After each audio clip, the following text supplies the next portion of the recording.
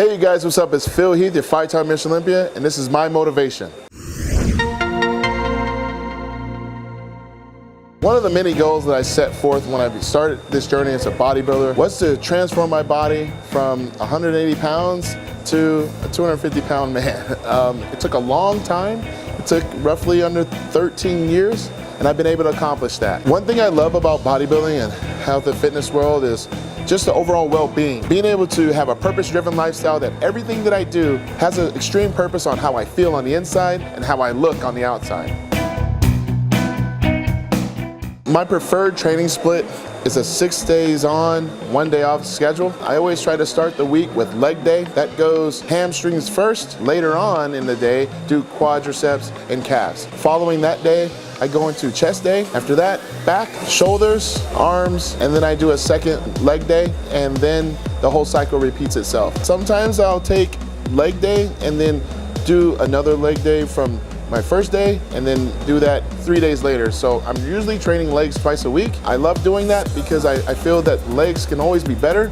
And also back, you're doing width exercises first and then more thickness exercises last. And then switching the order up on a lot of different exercises to shock the muscles, I think has worked really good for my physique over the years. I usually train with a 8 to 12 rep range and 3 to 5 working sets.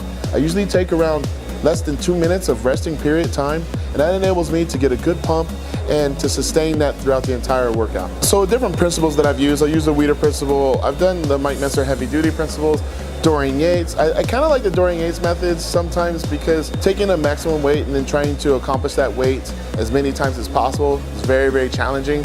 But at the same time, I realize that the risk of injury can occur. So I have to try to find a mixture of all those different training disciplines. And also I use the FST7 method, which is where you take a compound or isolation movement at the very end of a workout. You do 8 to 12 repetitions with only 30 seconds rest, 7 sets. Some of the mistakes I probably have made early on as a lifter was not challenging myself enough.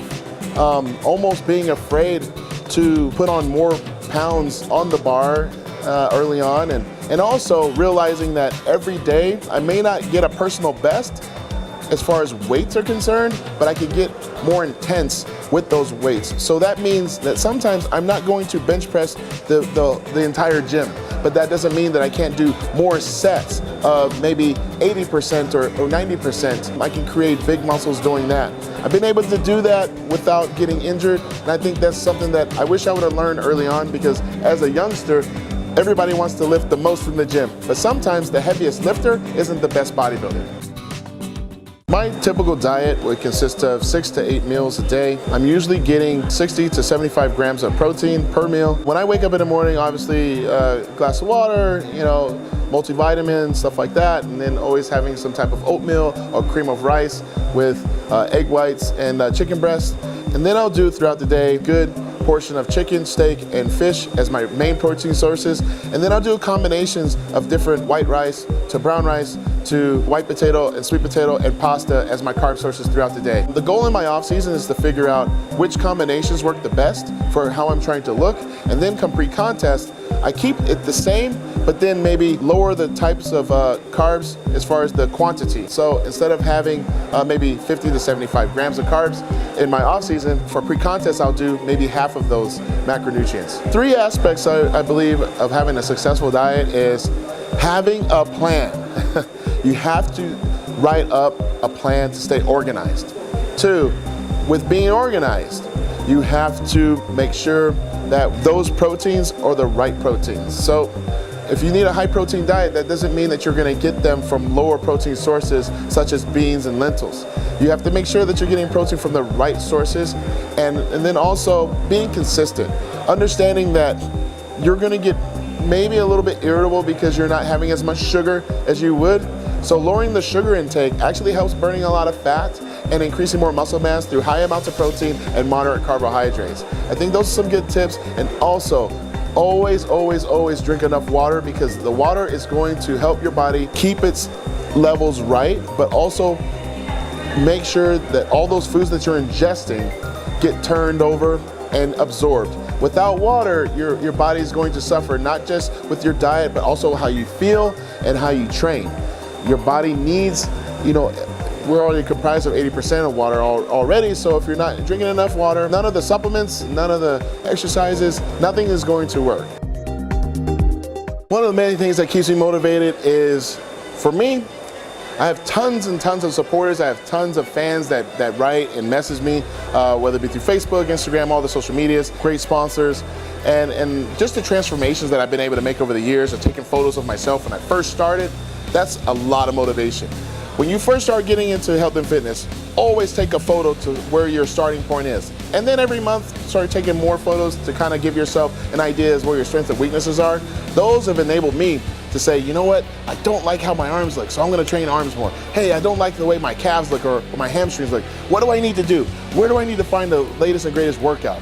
That has motivated me throughout my entire career, is looking at photos of myself and always having an eagerness and willingness to learn more about me, what I'm eating, how I'm supplementing, how I'm sleeping, everything.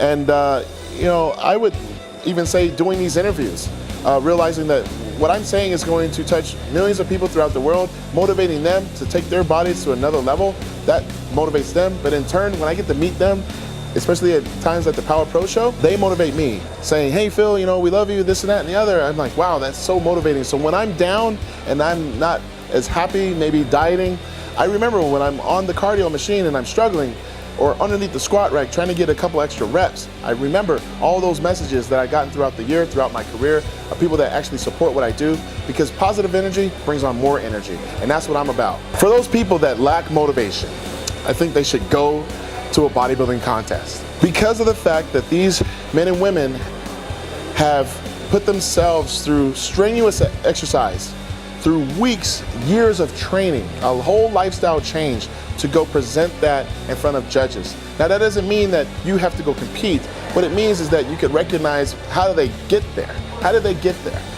Every time I go to a bodybuilding show, I see someone in the audience that is curious about taking their body to a next level, but they don't know how to get motivated. But every time they see, whether it be myself or someone else, they can say, wow, like, it's worth it.